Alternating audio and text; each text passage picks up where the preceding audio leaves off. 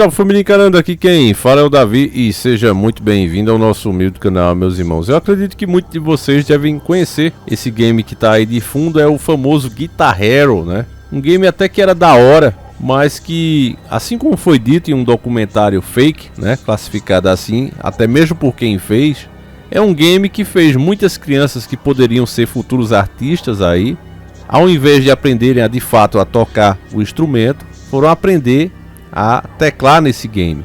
E nunca é igual, não vai servir de nada, por melhor que seja a pessoa, por mais campeão que ele seja de campeonatos, ele jamais vai ser um músico. Então, em vez de a pessoa estar aprendendo algo que pode ser futuramente, vir a ser no caso, uma profissão, a pessoa está ali aprendendo uma coisa que não serve de nada, né? Só serve para o game mesmo. É legal como divertimento, mas se você pensar por esse lado, e essa hipótese foi levantada nesse documentário fake, né? A história da música do Brasil, a destruição da música do Brasil. Fake ou não, fala de uma coisa real. Mas a dica hoje foi enviada pelo nosso irmão Jair Vieira, meus irmãos. E a gente vai ver algumas simbologias aqui do Rock in Rio, não é?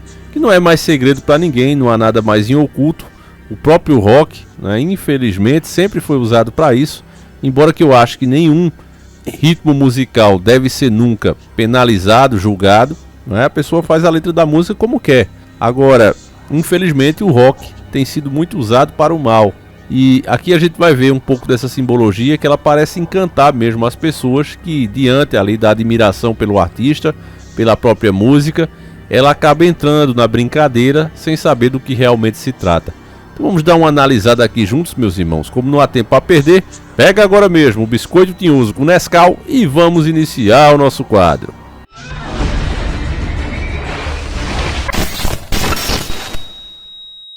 Olha esse pôster, que lindo. E as coisas da collab, olha que demais. São patches para prender, tipo jaqueta.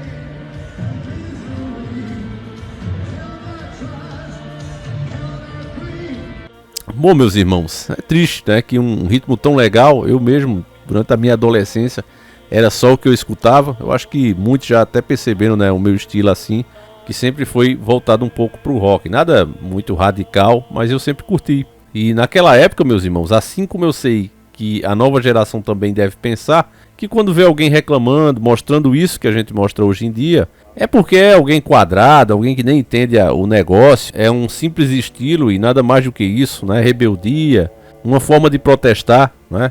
Mas não tem nada a ver com isso, a verdade é essa. Hoje, quando a gente analisa o Guns N' Roses, por exemplo, né? Naquela época, eles cantando aquela música Bem-vindo à Selva, e você vê os gritos que o Axl Rose fazia, que na época eu admirava demais, mas hoje a gente vê uma feminilização nele, né?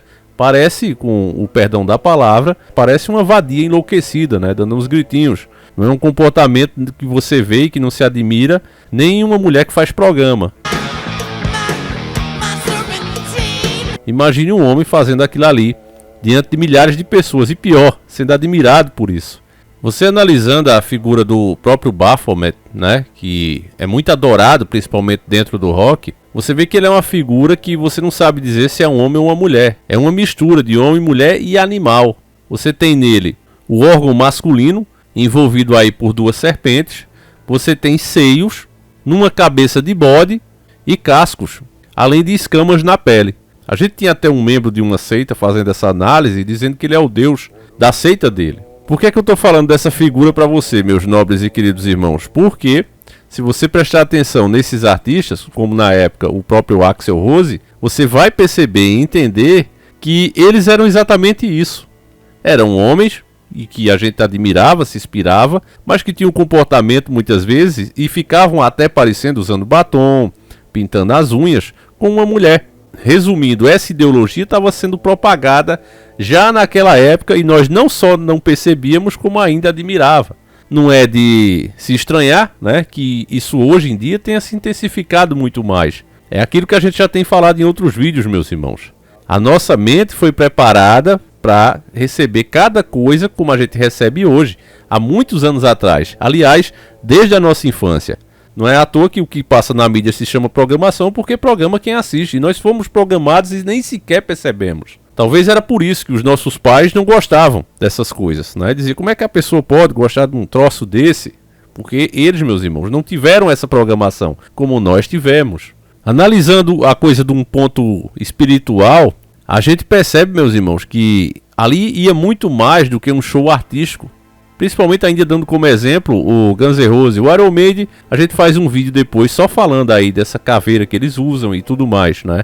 Eu acho que o Iron merece aí um vídeo só deles. Mas ainda falando do Guns N' Roses, você vê que era uma coisa tão espiritual que envolvia o grupo todo, e vai muito além de show, vai muito além do lado artístico, que o próprio Axl Rose chegava a estourar as cordas vocais cantando.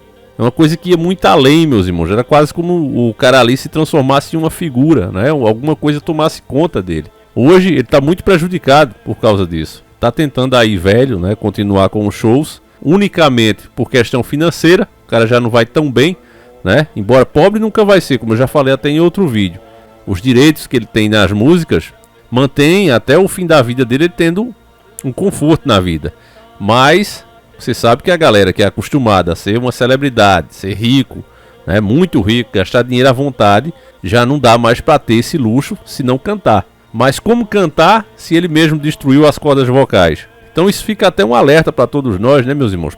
Principalmente para quem é novo, para se preservar um pouco mais. E na questão, meus irmãos, da simbologia, eu acho que não há muito o que falar, porque isso está escancarado hoje em dia. Tá ficando cada vez mais comum você ver séries para criança mesmo, né? Aberta aí para criança de todas as idades, o demôniozinho aparecendo nos desenhos e sendo até mais legal do que o anjinho. Se você prestar atenção nisso, cada vez está sendo mais comum essa forma de pensar. A imagem do próprio demônio ela foi banalizada e hoje ela já não é mais temida. Hoje, através do próprio rock mesmo, as pessoas já associam isso ao radical, ao diferente. Simplesmente isso. Não vê que aquela figura representa todo o mal. Elas não veem mais com esse olhar. Que aquilo ali é um homicida, é o pai da mentira, o chefe dos roubos, dos assaltos, da violência contra as pessoas. Ninguém olha mais por esse lado. Olha o lado radical, que escancara a hipocrisia dos religiosos e por isso muita gente entra nessa. Mas não sabe que existe toda uma carga negativa por trás disso, meus nobres e queridos irmãos. E é por isso que eu fiz esse vídeo. Até nesse jogo que você está aí de fundo, no final do jogo, se você prestou atenção, pelo menos eu joguei, eu acho que até o 3. E você no final toca uma música no inferno. O contrato que você faz ali na banda, né? Quando você começa cantando ali em escolas e tal, e você vai crescendo, né, na história do jogo, até chegar ao ponto de se tornar uma celebridade. E quando você se torna uma celebridade, seu último show no inferno, indicando que toda a sua carreira era um pacto, o seu contrato fazia parte de um pacto. Então o jogo nada mais faz do que mostrar uma realidade. E quantas crianças, os próprios pais, além de comprar o game, comprava a guitarrinha para a criança jogar, achando que era bacana. E que as figuras demoníacas que aparecia era simplesmente uma representação do radical, do diferente. E, mais uma vez, a carga negativa que esses pais trouxeram para os seus próprios filhos, meu irmão, não é brincadeira. Então é por isso que nós vamos ver, meus irmãos, nas futuras gerações, coisas cada vez piores acontecendo. Coisas sem sentido. Às vezes aqui a gente cita isso em vídeos também, né, que era normal você ver coisas ruins acontecer, sempre aconteceram, mas às vezes tinha um motivo, tinha uma razão. Mas ultimamente tem acontecido coisas até sem lógica. E por quê? A espiritualidade está aí, meus irmãos, e não vê quem não quer. Enfim, eu vou encerrar esse vídeo por aqui, não quero fazer um vídeo muito longo, mas eu faço questão de saber a tua opinião, meus irmãos. Como é que você vê essas coisas todas acontecendo no meio da nossa sociedade? E pior, né? Como é que o próprio tido como cristão age perante essas coisas? Você acha que a nossa atitude, né, as nossas ações está de acordo com os acontecimentos? Deixa aí nos comentários, eu faço questão de ler. A gente volta amanhã, se assim o Criador permitir. Um abraço, meus irmãos, fiquem todos com Deus e fui!